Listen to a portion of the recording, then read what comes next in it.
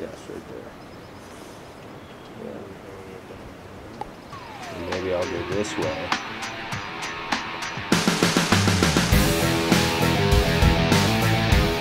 With 41 wilderness areas, totaling to more than 4 million acres of roadless terrain, and a higher average elevation than any other state, Colorado is a paradise for backcountry hunting and fishing.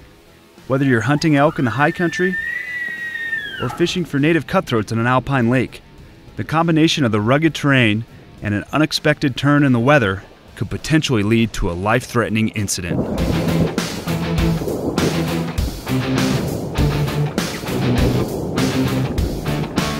Therefore, the most important thing to have with you while exploring remote locations can be a survival kit and some basic survival knowledge. If you find yourself in a dangerous situation, a properly stocked survival kit and having the ability and desire to stay alive can mean the difference between life and death. Survival expert Peter Kummerfeldt explains.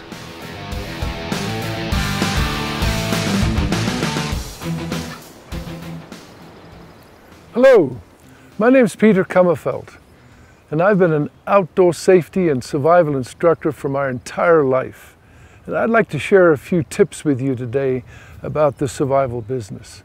You know, everybody thinks they know what surviving is all about, but the truth of the matter is, when you pin them down, they really don't have a good feel for what the word survival means. To me, survival means the ability and the desire to keep yourself alive all alone under adverse conditions until you're rescued. Now that's a bit of a mouthful. The word ability implies there are some skills. There's some things that you better be able to do. You better, for example, be able to shelter yourself. You better be able to build a fire. You better be able to keep yourself hydrated. Dehydration is a huge problem in the outdoors. And you better be able to signal to those airplanes that are flying by and draw their attention so that you get rescued quickly. The ability, the desire, again, with desire, we think we have all the desire in the world to keep on living when things are going sour around us. But the truth of the matter is, you can have all the desire in the world to survive, but the environment can still overwhelm you if you're not prepared. All alone, you can't count on there being anybody else out there. It'd be nice if there was, but you can't count on that. If there are other people, you can pool your talents and pool your knowledge and pool your skills. But very often we find that people are out there by themselves, totally dependent upon themselves for their safety, the fire building, the shelter building, whatever it may be. The ability to signal to other people is really important. That airplane flying by, looking down on the Rocky Mountains, you're a tiny little entity on the face of the earth right there. You've got to make yourself bigger. So this whole survival business is wrapped around skill and knowledge, and then you can be a survivor.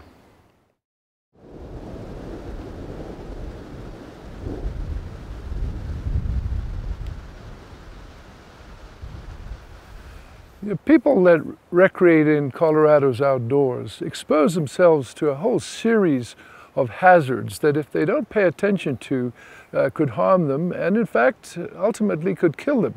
What are we talking about? Well, lightning is one. We sit here right in the Rocky Mountain chain, and we have a lot of lightning activity through the summertime, but lightning can occur at any time of the year. Surprises some people from time to time. But typically, it's a summertime activity. So what do? Don't be or be connected to the tallest object in the area. That's rule number one.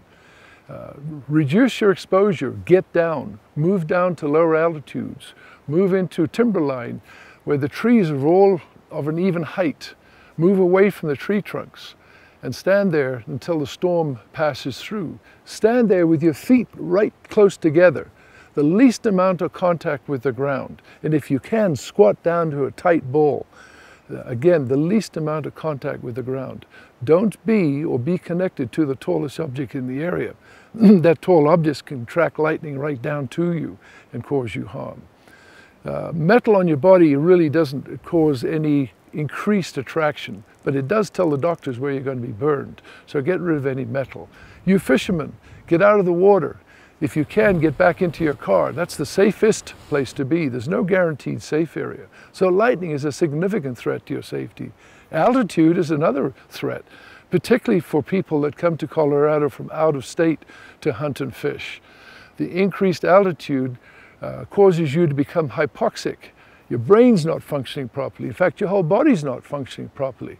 And if you don't go back down to lower altitudes when you're feeling sick, you run the risk of actually dying at high altitudes. What is high altitude? Really, in terms of altitude illness, it's anything over 8,000 feet. If you're above 8,000 feet, you have a headache and you're not feeling well, you're altitude ill until somebody tells you otherwise. Don't keep going up after that elk. Don't keep fishing. Go back down until the situation resolves itself. The weather is another significant threat. If you're not dressed adequately or you don't have the means to protect yourself, you can become a hypothermia victim. And that's obviously not good. And people forget that even in the summertime, when it's hot out, you can become a hypothermic victim too. Too high, too hot. That can be a problem. So there's lots of things that can cause you harm. You've got to be smart. Do some studying. Learn what the threats are in the area that you're going to be recreating in, and prevent things from happening. It's a lot easier to prevent bad things from happening than it is to cope with them after the fact.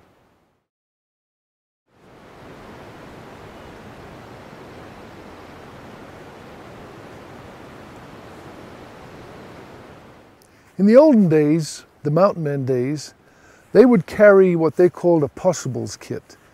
And it was a kit that contained all of those important necessities that they could draw on when they were trapping beaver or hunting or whatever took them into the Rocky Mountains. Today we don't typically carry a possibles kit, but I'm going to suggest that every one of you, whether you be a fisherman, a backpacker, a hunter, or whatever takes you into the outdoors, ought to have a small kit like this. And in it, those things that might enable you to survive an inconvenient night out. There's no reason to find yourself in a life-threatening night out if you're prepared for the event. And it doesn't take very much. This kit here weighs about 1.5 pounds. And it contains 3 categories of equipment that I believe to be absolutely life-threatening. It contains those tools that you need to start a fire. It contains shelter in the form of a large plastic bag. It contains a whistle and a mirror. That's the foundation there. Fire, shelter, and signaling. So let's look at these real briefly. In this kit, there are 2 match cases, 2 waterproof match cases. And you have the choice here of carrying good matches in one and cotton balls that are saturated in Vaseline in the other. Vaseline-soaked cotton balls are absolutely the best fire-starting aid. You have a whistle. Your voice is a lousy signal. It doesn't carry very far and it doesn't last very long. But if you're breathing, you can carry a whistle. Carry the best whistle that you can, the loudest whistle you can, and have it on a lanyard and put it around your neck so that it's always there with you. The other fire-starting component is a metal match. Now you have your choices between cigarette lighters and matches and metal matches or ferrocerium rods right here. But with this, I could start 500 fires, and so can you. It's simply a function of scraping, producing sparks. Also, you need to be able to reach out and touch that airplane that's going by, or that mountaineer on a distant peak, or the boat out in the lake. And you can do that with a good signaling mirror, a purposefully made signaling mirror.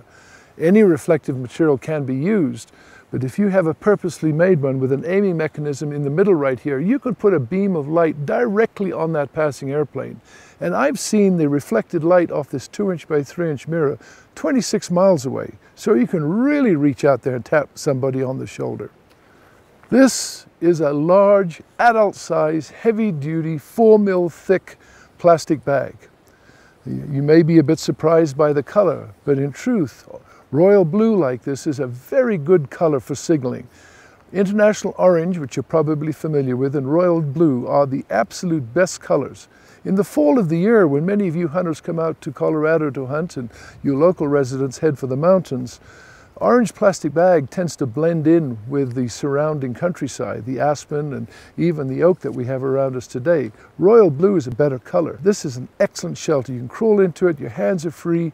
It really provides some good protection. The other component of a survival kit would be some flagging tape, simply because people tend to move around. Sometimes it's just in the vicinity of their camp, and it's a good thing to be able to get back to your camp where all your supplies are, and you can mark your trail using some flagging tape. Excellent piece of equipment to include in your survival kits. So in a good survival kit then, we have fire, shelter, and signaling. And after that, you can add whatever you like. And remember, that kit is no good to you whatsoever unless it's with you.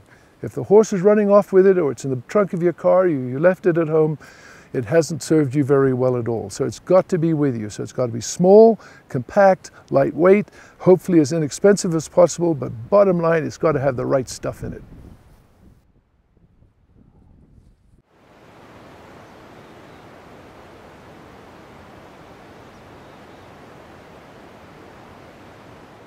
Everybody that goes into the outdoors needs to know how to stay found. In other words, not get lost. And to do that, you need some equipment. You need a compass, and in this day and age, you should carry a GPS receiver with you as well. These are phenomenal pieces of equipment. Yes, I understand they need batteries and they are electronic devices and sometimes they fail, but they're very, very tough and they do a super job. Learn how to use a GPS receiver and the compass, and then of course the map as well. It's a triad, it's a three-legged stool again. Those three things take a bit of learning though. You can't assume you know how to do it, so go out and take some classes. Because sooner or later, you're going to be confronted with a situation where you know where you are, but you just don't know where the truck is. And you've got 360 degrees to choose from. So in those kinds of situations, you're going to find yourself wanting to take off through the woods and run. You don't really know where you're going. It's called panic. And by goodness, you better get a hold of that as quickly as you can. The STOP acronym works really well. Stop what you're doing. In fact, I say, sit down, get off your feet, because if you're on your feet, you're going to want to walk. If you're walking, you're going to want to run. And if you're running, you're going to want to run faster. And none of that is good. Get off your feet, sit down, have a drink of water. A drink of water washes the taste of fear right out of your mouth. Sit down for 30 minutes. It takes at least that long for the adrenaline that is flooded through your system to subside to the point where the best piece of survival gear that you've got going for you begins to work again. Stop. Think. Again, this is so important that you keep your head together. You know, evaluate what kind of threats to your safety exist right now. Is it weather? Is it darkness? Stop and evaluate your surroundings. Observe what's going on around there. And then put a plan together based on your observations and your having taken a moment to observe around the area and see what the threats to your safety are. Put a plan together and then implement that plan. Put it into practice. Again, you may be the only one out there and there's nobody there to help you, so it's up to you.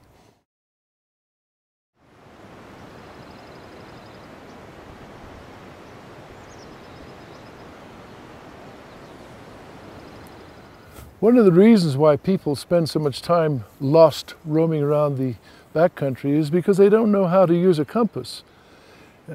It takes more time to learn how to use it than perhaps we have at this time. But a very simple way to set your compass up so that you can walk a straight line is to pick out your landmark, and we're going to use that snaggle tooth up on top of the ridge there. Point your compass at it so that the direction of travel arrow is pointing directly at your objective, and then rotate the bezel here until the orienteering arrow, which is this arrow underneath, and the north pointing arrow, which is the end that you see there, and when those two are lined up, you have the bearing locked into your compass. You now have the bearing locked into that destination point. And if it got dark or if the weather closed out, you would still be able to reach that point as long as you kept the orienteering arrow and the north pointing arrow lined up. And now it's simply a question of walking in the direction that the direction of travel arrow tells you to go. Here's a tip for you on using GPS receivers. When you step out of your truck, the first thing that you should do is mark your departure point as a waypoint. You mark that, and then you go into the waypoint list and make sure that that waypoint is there. And make sure that that waypoint, your truck, your departure point, is clearly delineated, clearly identified. If you've got 100 trucks, waypoints in there, which one's the right one when time comes to come home? So mark it clearly, make sure it's in there, and then you can go out and hunt and fish and wander around the backcountry with the confidence that when time comes to go home, you can pull up that waypoint, pick up a bearing, and travel back to your truck.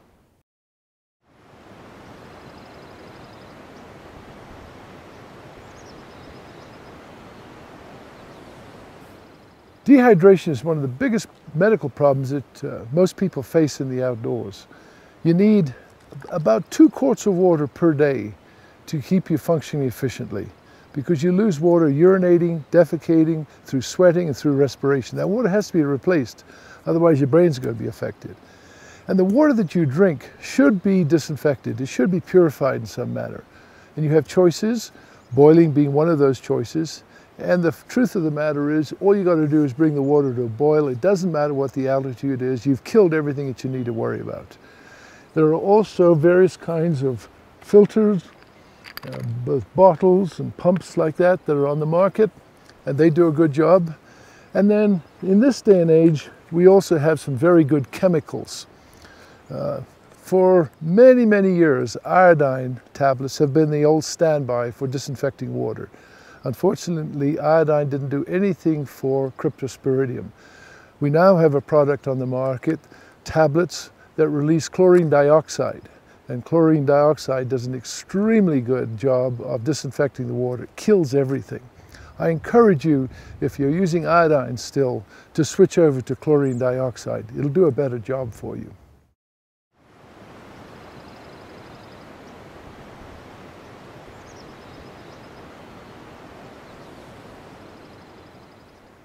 Never forget that really the only shelter that you can truly count on is the clothing that you're wearing. Think of it in terms of it being a shelter. Because of circumstance, you may not be able to go out and build any of these elaborate shelters that you see in all the survival books. Whether you live or die may depend upon the clothing that you're wearing and the clothing that you can take out of your fanny pack or your day pack to augment that clothing. And remember as well, that the clothing has got to keep you warm for that 8 or 9 or 10 hours that you're sitting out underneath a tree waiting for the sun to come up the next morning.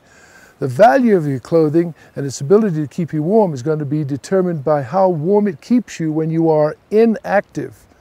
Now, what do we wear? Well, men in particular tend to wear a lot of cotton.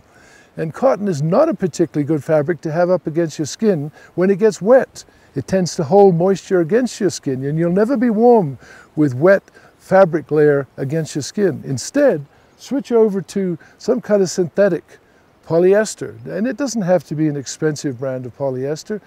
Your average Walmart version will do just fine. These synthetics are hydrophobic. They hate water. They help to move the water off your skin to the outside. And then you bulk up by wearing things like wool and some of the other fabrics that trap a lot of air around you. Dead air is warmth. And then on the outside, you better have something that is totally waterproof and windproof to keep the wind and water from penetrating those inner layers. Take care of your head. Some kind of a head covering is really important. You lose a lot of heat from your head if you don't protect it. And then I would also suggest that you really take care of your hands. You know, if you're out there for any kind of a protracted period of time, digging, cutting, breaking, hauling rocks, doing the kinds of things that survivors do, your hands take a tremendous beating. And the hands are critical to survival. If you can't do this, there's a lot of other things you can't do as well.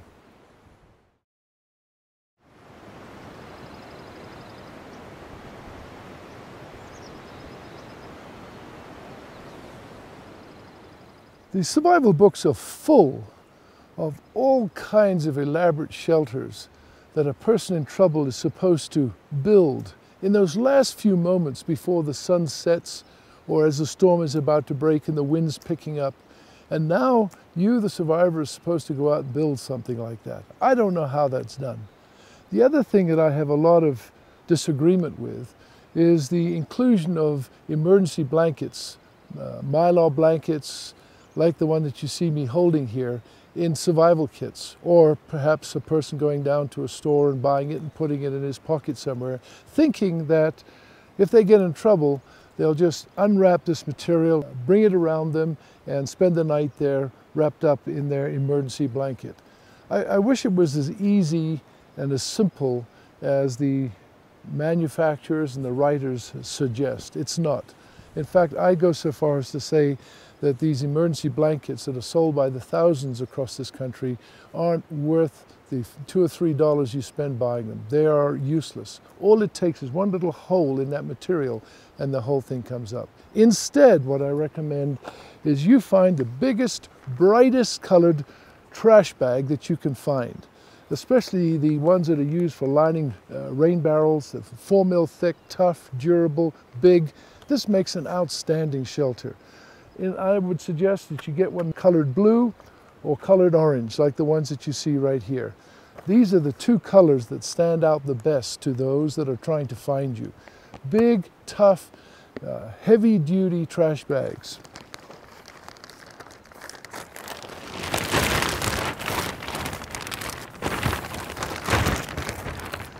Once you're inside, you're completely protected from the wind and from the weather.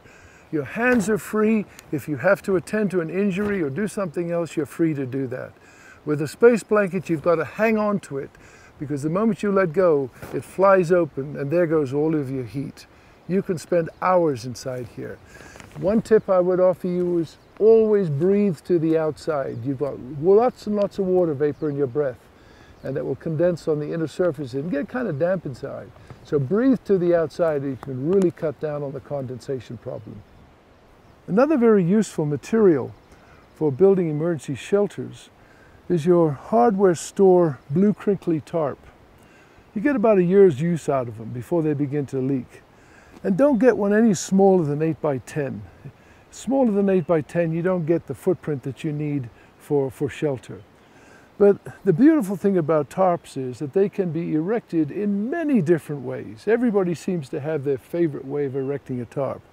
I've spent many nights underneath a tarp, such as the one that you see in front of you right now. This, with a fire in front, oh, that's comfort in the outdoors. In this, you can survive an inconvenient night out. It changes a life-threatening night out into a pure inconvenience. In order to erect a tarp, first off, you need to tie a piece of line, and I really like parachute line. Tie it off to your anchor point, go around the anchor, come back around the line, so that you create a little bit of a lasso effect right here. And then with this tag end, you just wrap around and around and around. This is called a timber hitch. It's one of the more useful hitches that I use in the outdoors. So twist it together like that, and then pass the twisted end behind, and you are now attached. It's easy to tie and easy to untie. Now you want to attach the tarp to the line, and the easy way to do that is simply to pass the line through the eye, and then with a stick, pass a stick through and pull it tight. And you are now attached. You want to get as close to the anchor as you can. And then working your way across the top of the tarp, each time you come to a grommet, put a stick through it. No knots required.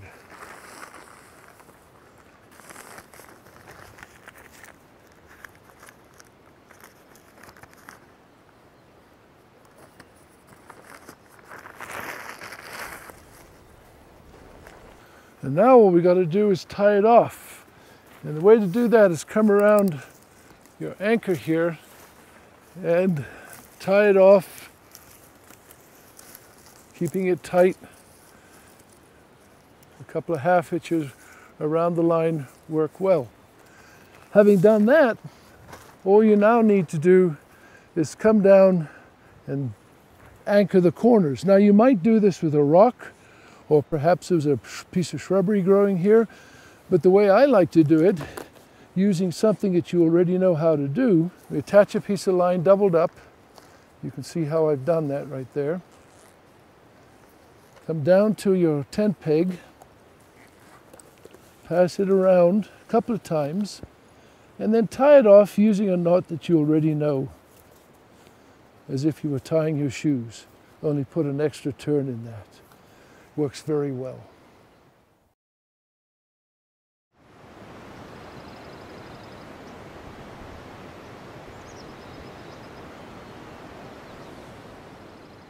When it comes to starting a fire, you've got to have three things. You've got to have some heat, you've got to have some oxygen from the air around us, and you've got to have some fuel, either from the environment that you're in or, depending upon where you are, you may have to bring the fuel yourself.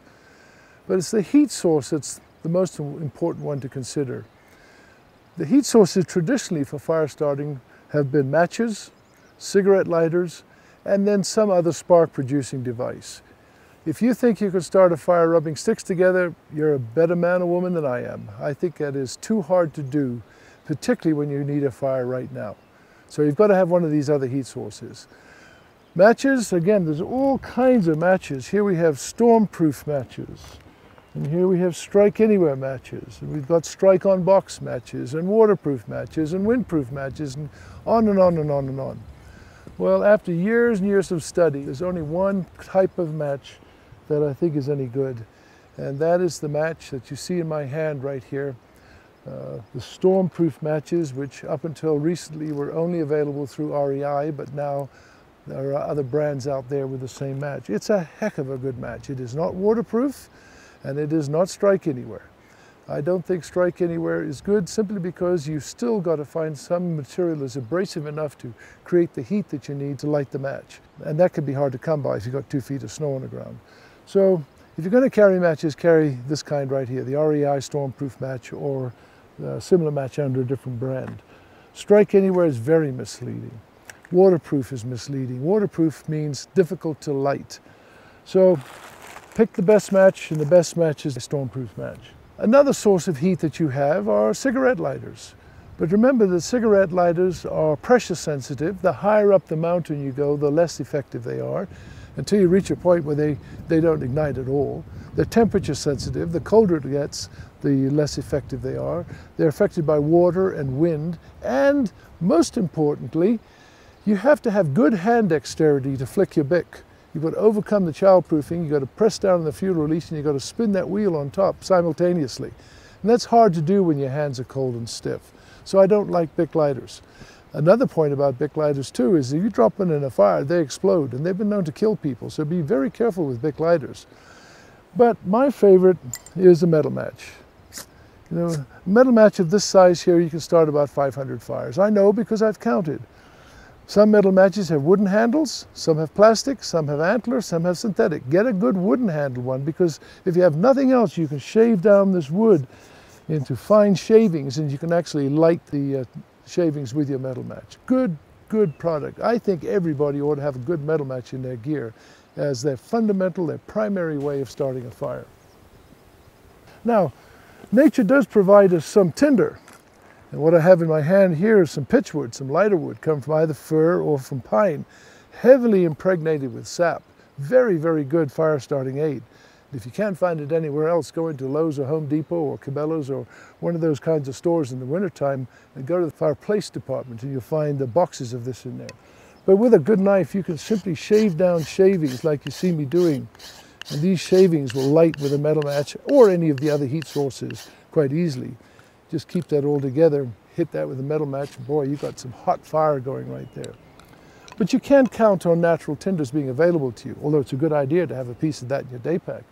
And that being the case, I would recommend that you go down to your favorite drugstore, get a package of pure cotton balls, make sure they are cotton balls, look for the little cotton symbol that you see right here, because sometimes they're made from polyester, and while polyester can be made to burn, it doesn't burn very well. And you take that cotton ball and you fluff it up into the largest disc that you can. Get all the lumpy parts out. This is going to serve as a wick initially. And then to it you add a big fingerful of Vaseline, petroleum jelly. It's not intuitive perhaps, but this stuff burns like a son of a gun. It's great. Big gob of it, smear it into the cotton, work it all around, and then store this in a match case or some other airtight, watertight container. And now you've got the best fire starting aid that you could possibly buy. Much better than all the cubes and sticks and pastes and goo that you can buy that is sold in the sporting goods stores. That's a good fire starter. When it comes to starting a fire, I'm going to show you a technique that you probably haven't seen before, but it's a technique that has worked for me all over the world. And first off, it involves building a platform. Now, this is probably not necessary in dry, hot, sunny day, but under wet conditions, you want to isolate your tinder that you're trying to light from the wet ground. So always build a platform. And then on the windward side of the platform, you put a big chunk of wood. So the wind is coming this direction, directly over the platform. In the lee here, you're going to put your tinder. And we're going to use a cotton ball that has been saturated in Vaseline. And you pull it apart like this, bring the butts together, save all of those fluffy edges. And if you've been really clever, you've saved that aluminum foil from that can of coffee or that can of candy or peanuts. You know, you grab it by the corner here and you peel it off. Those make great bases, and you can put that down. And the reason for that is, when this begins to burn, when this cotton ball and Vaseline mixture begins to burn, the Vaseline is going to liquefy, it'll drain into the ground and you will lose it. But if you can put your cotton ball on something metallic, like that piece of foil, bottom of a pop can, a stone with a little depression in it, or even a seashell, something that will collect the oil, you can almost double your burn time. So you situate that right in the center. The nice thing about cotton and Vaseline is sticky, it won't blow away. Get your metal match, thumb on top, finger underneath, practice a couple of times, make sure you're getting good sparks, and then direct those sparks down into your cotton. Now you don't have to rush, because that is a very windproof fire starting aid right there. Now you pick up a whole handful of twigs, nice and long, and you place them directly over that burning cotton ball in this manner. Now what you've done now is you've got a thermal that's coming right up through the fuel that you're trying to light. Cold air is being sucked in on either side, and it just sets up its own little conveyor belt. You don't have to get in there and blow on it. And you just got to be patient, let it burn through, and then as it begins to burn through, you then pick up another handful of twigs, again small, maybe this time maybe pencil thick. You see it's beginning to burn through now. And you put those at 90 degrees. And as it begins to burn through that, 90 degrees. And 90 degrees again. 90, 90, 90, 90. You don't have to blow on this. If perhaps it's not taking off quite as well as you would like, come down to your brace here and just lift up on the brace to allow more oxygen to get sucked in underneath there. And then, and only then, when it's burning well, if you want to do teepees or log cabins or pyramids or any of those other techniques that you've perhaps used in past life, that's fine. But if you want to be more successful at getting a fire going, try this technique. Every year, dozens of people, maybe even hundreds of people, are badly burned in the backcountry across this nation. People who pile sticks up and then slosh gasoline onto it and then throw a match in there and you go boom, it burns people badly. Don't ever do that. If you're going to use gasoline, if you're in trouble and you need to get a fire going and you've got a snow machine or an ATV or a motorcycle or even a car and you can recover some gasoline from it, contain it, put it in the bottom of a pop can, maybe a cup of aluminum foil. And if you don't have that, dig a little hole in the ground and pour it into that hole and then light it. That's safe. It'll burn, it won't explode. This is automobile gasoline here, contained again in the bottom of a pop can. And once the gasoline is burning, then you can go ahead and lay sticks over the top of that and get your fire going.